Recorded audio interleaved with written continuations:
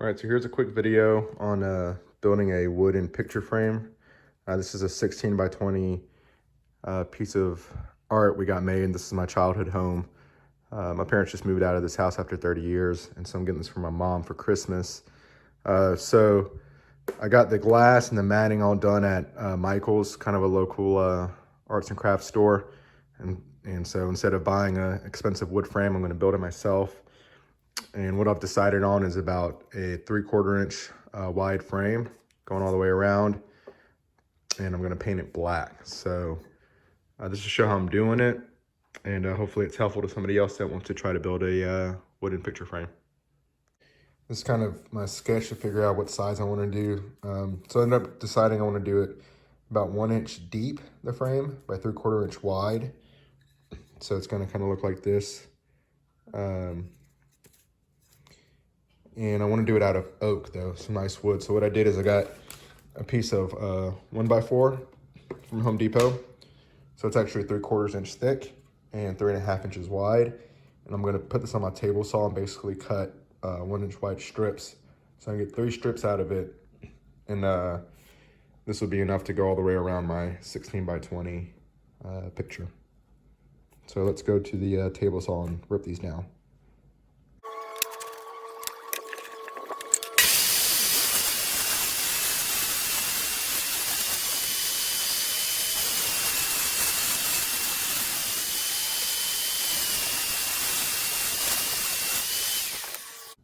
All right, now that I've got my 3 strips cut, one of these is gonna get cut in half, so I'll have enough for there. And the other half is gonna go on the other side here. And these 2 long strips aren't gonna have enough left over to do anything with, so each of these is gonna be for top and bottom. So now next thing I'm gonna do is I'm gonna cut a little channel on the end of this. As you can see, I've got it kind of drawn here. Basically, the frame's gonna sit like this, but I want to cut a little channel like that out, and that's where the glass and the mat and everything is going to sit inside of that channel, and hopefully it'll be pretty flat on the back side to fix everything in place. So that's what I'm going to do next, and I'll do that on the table saw as well. So I want a quick edit. Instead of doing this a 1/2 inch tall, I'm actually going to do it 3/4 inches tall. So you can see it's a little bit taller is my plan.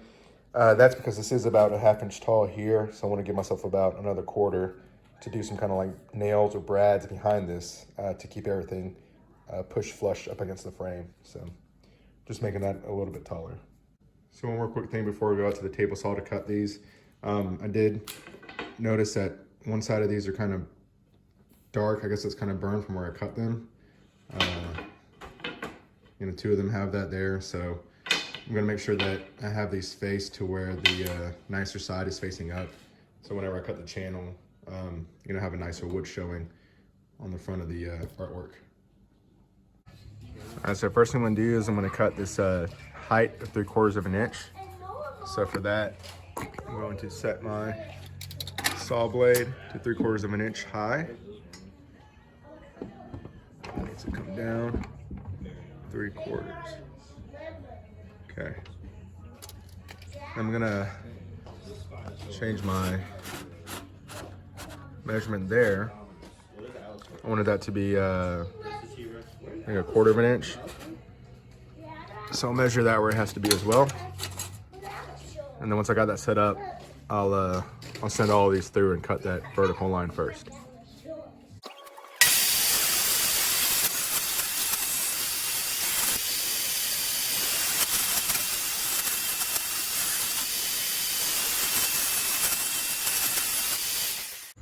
Okay, so I got my 3 sticks there. Got the vertical cutting them. So now I gotta do this horizontal cut. So for that, I'm gonna, hopefully this works. First I'll adjust the blade to the right height so that it, excuse me, cuts through that. That's about right. I'll fine tune it when I'm not on camera. And then I just need to adjust this over the guard or whatever it's called, to where it lines up like that. So I'll scooch that over where it needs to be, and then I'll pass the three of them through, and then have my notches cut out.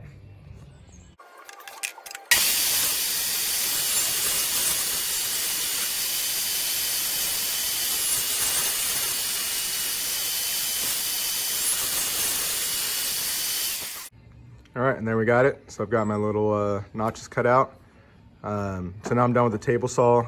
These are just the scraps. Maybe I can do something cool with these later. But now I can cut these to length, cut the miters in them, and start fitting them up around the picture. All right, so first thing I'm gonna do for the miter cuts is, you can see I've done some pencil sketches here, just so I can keep track of how I'm gonna cut these angles. These are all gonna be 45-degree cuts on the miter saw, that thing. And so here's the two long pieces. These are just kind of rough areas, but just to make sure that when I go to cut it, I'm making sure I cut in the right direction, because the last thing you want to do is cut it in the wrong 45 and then you cut it too short or something. So again, these are just kind of reminder marks, and here's going to be the short side, the first piece, and then the second short piece is going to start here and go to here. So first thing first, I'm just going to cut these corners, and then I'll take measurements off of here to see where to cut the next corner. All right, so I'm gonna set this to 45 degrees, like that, and I will make my first cut here.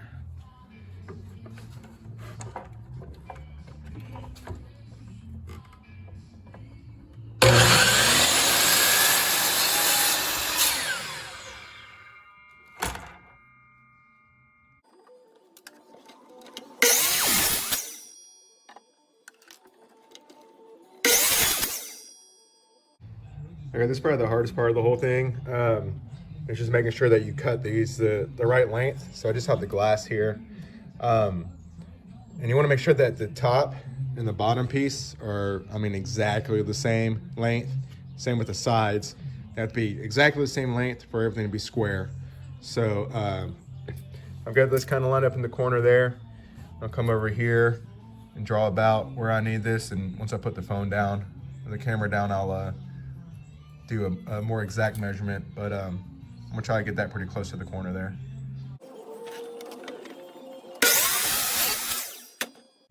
All right, so the top's cut. I've just got this side piece that's not cut yet, just kind of give an idea of how it's gonna look.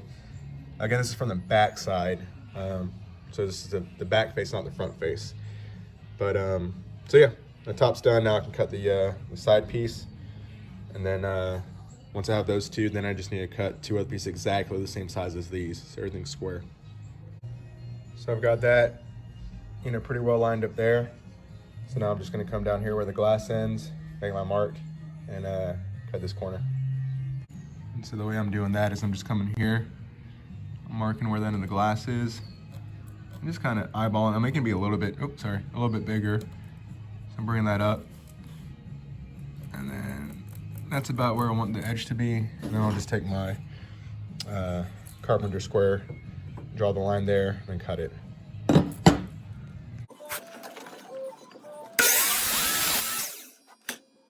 Okay, now I just gotta go make exact duplicates of these two, and then put it all together. All right, this is how I'm making sure that these are exactly the same length. So you can see I've got these fleshed up here. This is the first one I cut on top. And then the second one I want to match is on the bottom. See, it's still longer.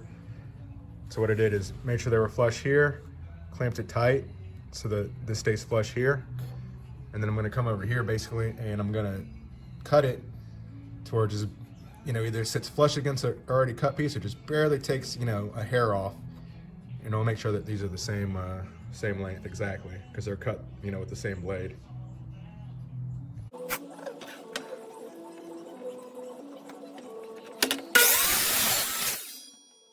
All right, so those are pretty, they're exact. I held them up back to back, and they're the same length. So now I just gotta do the same thing with this one, replicate this side, and then I'll have the whole square. So first I'm gonna do, since this is, this is a piece I'm gonna cut for this side.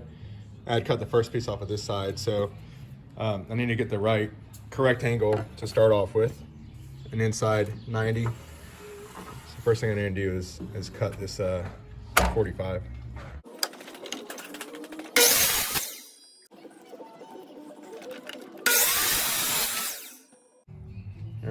that's that. Got that cut. So again, this is the back side. So now to glue it up, I'll probably flip it over. I need to get a good flat surface to put it on first. And then I'll glue it and strap it down with a cool little 4-corner strap I have that I think is super useful for frames. And I'll show you that in a second. All right, so here it is flipped over. So this is a face that you're actually gonna see. So I've got a nice sheet of plywood on my table here. It's really important that you have a really flat surface when you're doing the stuff to make sure everything's square. You can see everything fits really good. Corners are nice. So everything's flat. So I'll get the glue out and my strap, and we'll set this up. All right, so this is the strap I was talking about. This is called a belt clamp. I'll put a link to this in the comments below. But basically, these are really great for frames like this.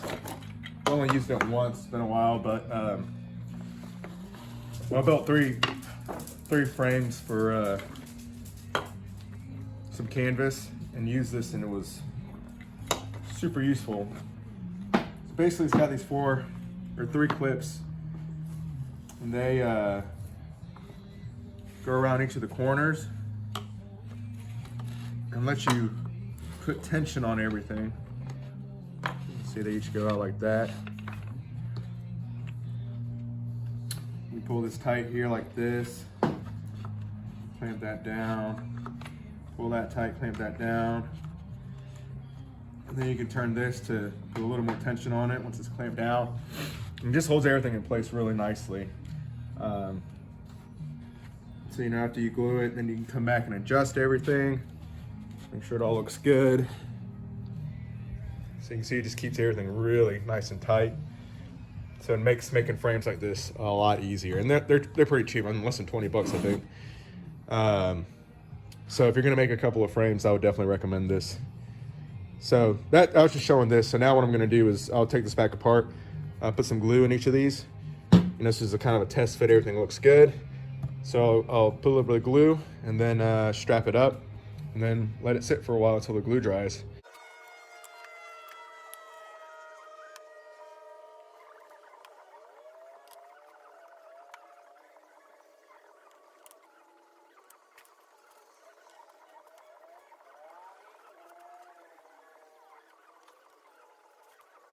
So if you saw in that last clip, I glued it, put the strap on it, and then I spent a little bit of time. That's kind of the nice thing about this is you can strap it up, get it pretty tight, and then you can still go back and do fine adjustments. And so I was going around each corner just making sure everything looked really good. Again, that's why, you know, it's easier if I was to glue this upside down, because this surface is larger on the front face, you know, because it's cut on the back. But, you know, it's really good to make sure that when you're gluing and putting it together, you've got the front face up so you can really make sure everything looks good. So that's what I was doing. So I'll let that sit for, I don't know, 30 minutes or whatever, and then I'll come back, loosen it up, put a couple staples in.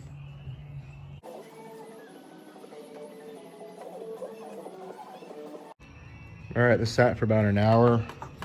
Got caught up some other stuff inside, but I'll loosen it up. Should be good. So what I'll do now is, I know a lot of people just glue these and say they're fine like that, but that always worries me. So I'm gonna do a staple in each corner, my staple gun, and then I think that'll be good for reinforcement.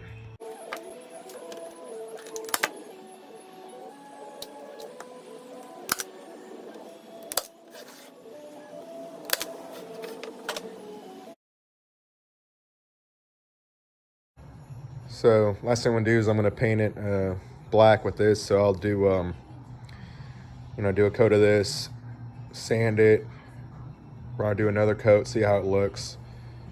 Maybe sand and paint again. But yeah, I plan to paint the whole thing black and then add the hardware on the back.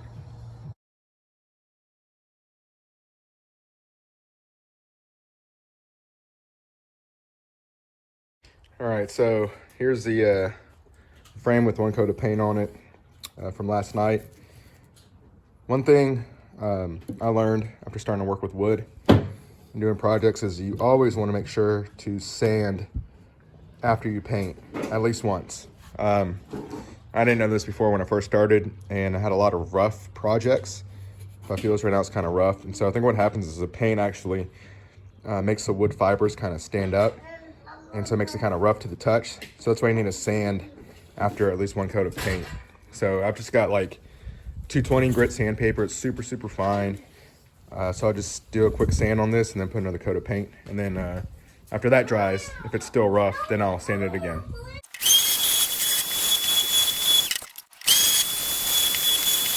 All right, so I just did one pass. I'm just kind of feeling as I went. You can see I redid this bottom one again, another pass. But basically everywhere I painted, I did a pass with a sander. Not pushing down, just kind of, just the weight of the sander on there. And now it feels a lot smoother. So I'll do another coat of paint.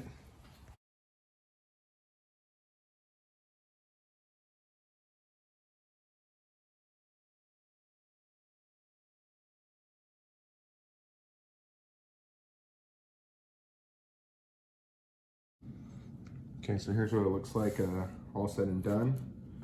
The frame sanded twice, I think, and painted 3 times. Now, next thing I'm gonna do is fix this to the frame. And what I'm gonna use for that is this thing I found online. It's called a point driver. I've never used these before, never knew it existed.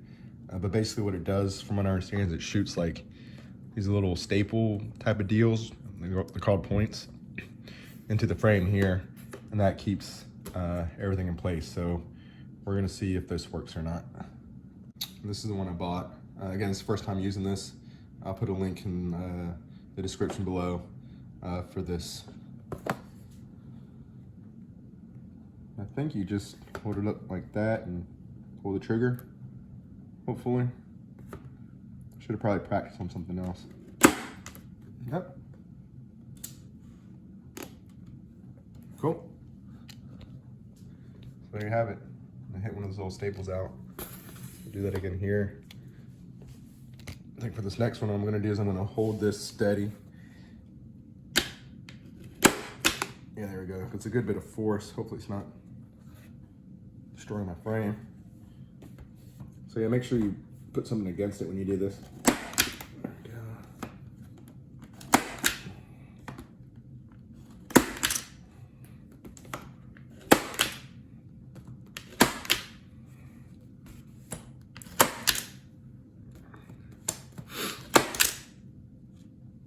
Cool.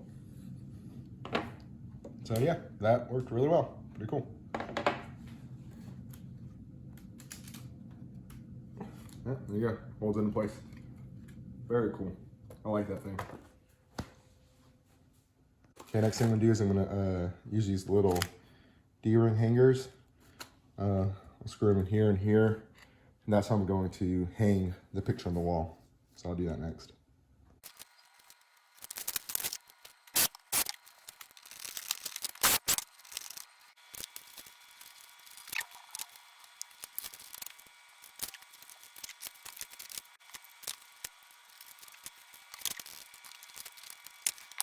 Okay, I did a test hang in our living room, or in our dining room, and it looks good, but if you look over here, see how the top is like off of the wall, the bottom's flush with it.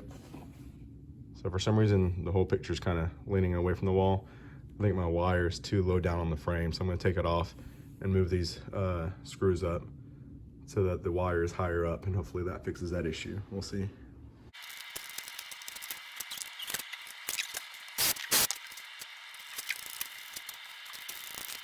One other quick thing is on the bottom of the frame, I put these little self-adhesive little dots, bumpers, so that the staples in the wood doesn't rest against the wall. These little bumpers rest against the wall.